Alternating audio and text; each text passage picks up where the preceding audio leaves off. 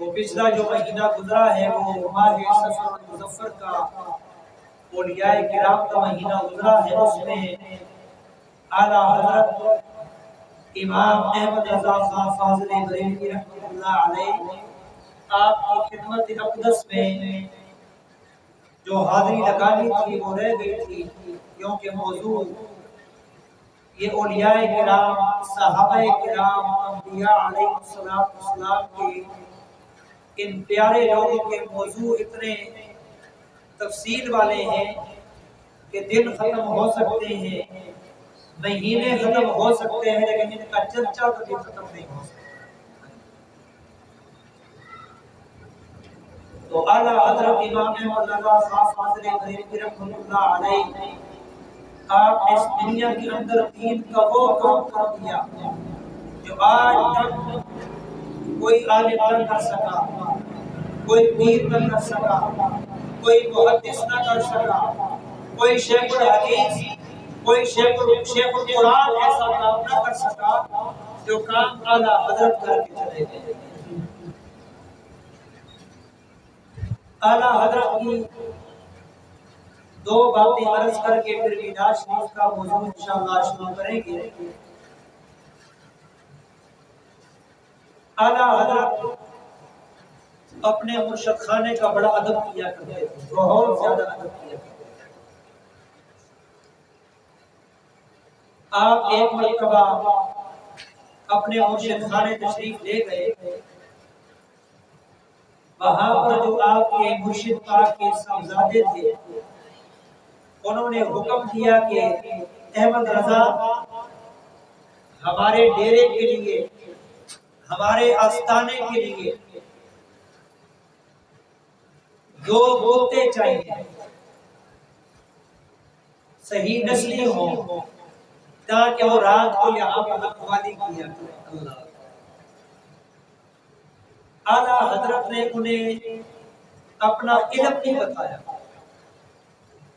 آج کل کیا ہوتا ہے، آج کل کسی آستانے کا مرید وہ دو کتابیں پڑھ لیتا ہے، یا کوئی مولوی 6 ہفتے مدرسے میں چلا جاتا ہے، پھر وہ گھر والوں پر، محلے داروں پر، رشتہ داروں پر اور اڑوس پڑوس میں مولویوں کو تنگ کرنا شروع کر دیتا ہے۔ انہاں جناب مولو چونگا مارتا ہے کہ میں کو پڑھ لیا۔ تو یہ تنگ کرنا شیطان کا کام ہوتا ہے۔ ہاں جی، جنہوں نے علم صحیح حاصل کیا ہے، اپنے پیمانے کو، اپنے گھڑے کو بھر لیا ہے، پھر وہ گھڑا جب سر پر رکھتی ہے نا پھر قدم تار تار کے رکھ دیا ہے تاکہ پانی ڈول نہ جاوے، پانی ضائع نہ ہو جائے، بڑی محنت ہوئی ہے۔ تو جو خالی ہوتے ہیں پھر وہ خالی پانا زیادہ کھڑکتا ہے۔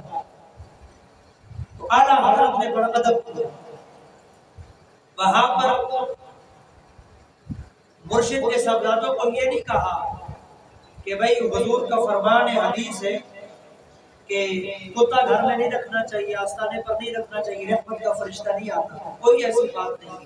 اپنا علم اپنے پاس رکھا، وہاں پر ادب کیا۔ ادب پہلی سیڑھی ہے۔ شیطان نے رب کی بارگاہ میں ادب نہیں کیا، قیامت تک لعنت کا توپ گلے میں ڈال دیا۔ ساری بات ادب کے ساتھ۔ اعلیٰ حضرت نے اجازت لی، گھر آئے اور کچھ دنوں کے بعد اپنے دونوں صاحبزادوں کو تیار کیا، دونوں بیٹوں کو، پھر مرشد خانے چلے گئے۔ اللہ، صاحبزادے نے کہا جی کہ میں نے کتوں کا حکم کیا تھا، کتے نہیں آئے۔ اللہ، اعلیٰ حضرت نے عرض کی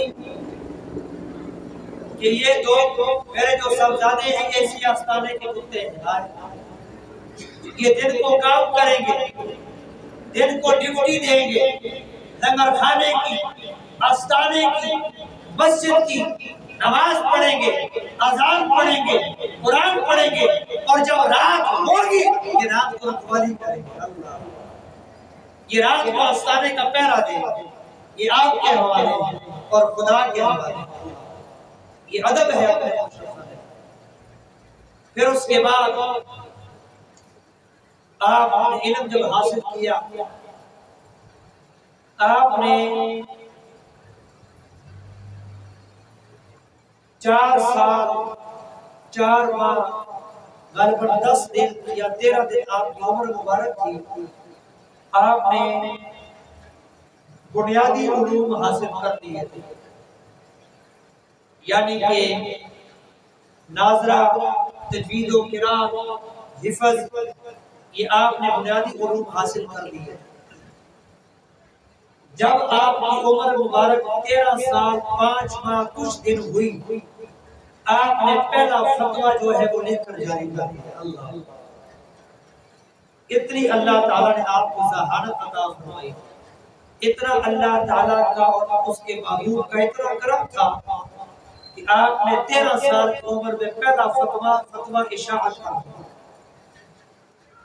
آج ہمارے 13 سال بچے کو چھوڑ دیں، 25 سال کے بچے یا پوچھو جناب 6 کلمے نہیں آتے، نماز کا پوچھو نماز نہیں آتی، جنازے کی نیت پوچھو جنازے کی نیت نہیں آتی، جنازہ پڑھنے کا طریقہ نہیں آتا، غسل کے فرض کا نہیں پتا، وضو کے فرض کا نہیں پتا، مساجد کے آداب کا نہیں پتا، جوان ہو گئے، جنابت کے غسل کا نہیں پتا، فرض غسل کا نہیں پتا، جسم کو پاک کیسے رکھنا ہے یہ نہیں پتا۔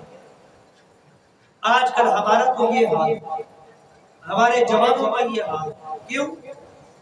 ماں باپ کو یہ طریقے آئیں گے تو وہ آگے اولاد کو سکھائیں گے، جب ماں باپ کو طریقہ نہیں آئے گا تو اولاد کو کیسے سکھائیں گے؟ تو اعلیٰ حضرت نے تو 13 سال کی عمر میں پہلا فتویٰ دیا، اور آج کل مفتی وہ فتویٰ دیتا ہے، وہ مفتی فتویٰ دیتا ہے جو کم از کم 30-35 سال 40 سال بڑے مفتیوں کے ساتھ بیٹھ کر سٹڈی کی ہو اور فتوے لکھے ہوں، فتوے پڑھے ہوں، کتابیں کھنگالی ہوں، پھر وہ جا کر ادھر فتویٰ دیتا ہے، پھر بھی اس کا فتویٰ اتھینٹک نہیں ہوتا، پھر بھی وہ مشاورت کرتا ہے، ایک مفتیوں کا بورڈ بیٹھتا ہے، لیکن اعلیٰ حضرت پر قربان جائیں کہ جب آپ نے فتویٰ دیا، پورے ہندوستان کے علماء نے اور مفتیوں نے جب وہ فتویٰ دیکھا حیران رہ گئے کہ اس بچے نے اتنا اعلیٰ فتویٰ دیا۔ یہ آپ کی ذہانت تھی۔ اس کے بعد آپ لوگوں کو میلاد کا بتانا، 11ویں کا بتانا، ورد و وظائف کا بتانا، درود و سلام کا بتانا، علم دین سکھانا، نمازیں پڑھنا اور پڑھانا، یہ آپ کا معمول ہے۔ ایک مرتبہ آپ کی دعوت ہوئی کہ ہم نے میلاد شریف کا پروگرام رکھا ہے، آپ نے اس میں خطاب کرنا، آپ کے لیے پالکی آ گئی۔ پالکی ہوتی ہے ہمارے دیہاتوں میں ابھی وہ ڈولی لکڑ کی، اوپر چادر ڈال کر دلہن کو بیچ میں بٹھا کر ڈولی میں رخصت کرتے ہیں، اس کو پالکی بھی کہتے ہیں، ہندوستان کے زبان میں پالکی بولتے ہیں۔ اب وہ پالکی آ گئی اور ساتھ 4 مزدور آ گئے جو ڈنڈے کاندھوں پر رکھ کر اعلیٰ حضرت کو اس میں بٹھا کر وہاں پر لے کر جائیں گے۔ اب اعلیٰ حضرت کا آپ ادب دیکھیں اور اعلیٰ حضرت کا آپ عشق دیکھیں۔ ان مزدوروں کے اندر ایک سید زادہ بھی تھا۔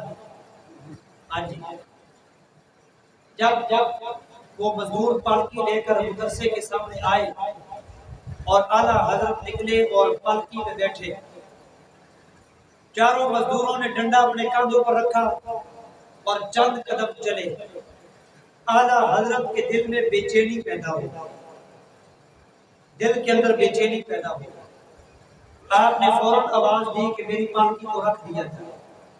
رکھا، آپ باہر نکلے۔ آپ نے فرمایا کہ بھئی آپ میں سے سید زادہ کون ہے؟ باقی جو 3 مزدور تھے انہوں نے کہا جی کہ وہ سید زادہ ہے۔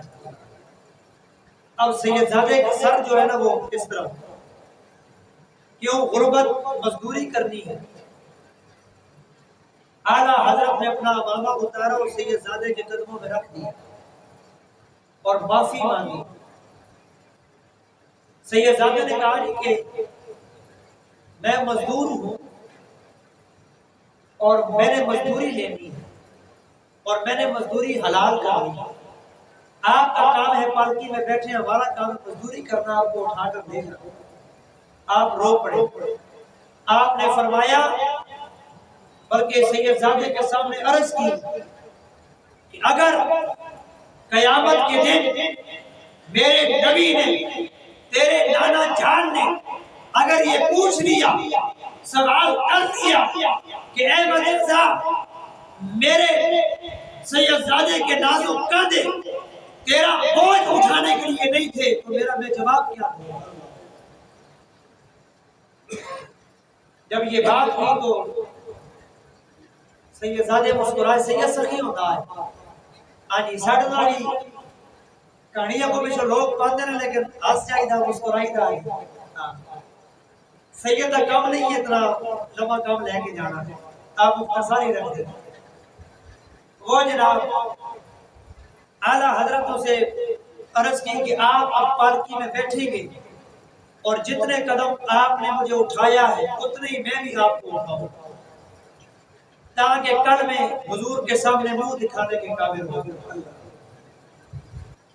اتنے ہی قدم آپ نے اٹھائے اور پھر آپ نے اپنے خادموں میں سے ایک خادم ان کی جگہ پر رکھ دیا کہ آپ نے پالکی اٹھانی ہے۔ آپ نے سیدزادے کو اپنے ساتھ پالکی میں بٹھایا، وہاں پر پہنچے۔ جب آپ نے خطاب کر لیا، محفل ختم ہو گئی، آپ نے اسے عرض کی کہ شاہ صاحب آپ کا گزر بسر کیسے ہوتا ہے؟ سیدزادے نے کہا جی کہ بس میں غریب ہوں، مزدور ہوں، یہ میں مزدوری کرتا ہوں، میرے بچے چھوٹے چھوٹے، اور جب مزدوری ملتی ہے تو شام کو میں گھر میں کچھ لے کر جاتا ہوں۔ اعلیٰ حضرت نے فرمایا کہ آج کے بعد آپ میرے مدرسے میں داخل ہوں گے، میں آپ کو علم سکھاؤں گا، حافظ بناؤں گا، عالم بناؤں گا، اور جب تک آپ عالم نہیں بن جاتے آپ کے سارے گھر کا راشن میرے ذمہ داری ہے۔ اللہ میں وہاں پر بس آپ علم حاصل کریں، جو آپ کی وراثت ہے، آپ اس کے مالک ہیں، آپ اس اپنے نبی کے، اپنے نانا کے علم کے آپ وارث ہیں، آپ کو علم حاصل کریں۔ اعلیٰ حضرت نے شاہ صاحب کو عالم بنایا، فارغ و تحصیل کر کے عالم بنا کر، مدرس بنا کر، امام بنا کر، خطیب بنا کر مسجد میں داخل کر۔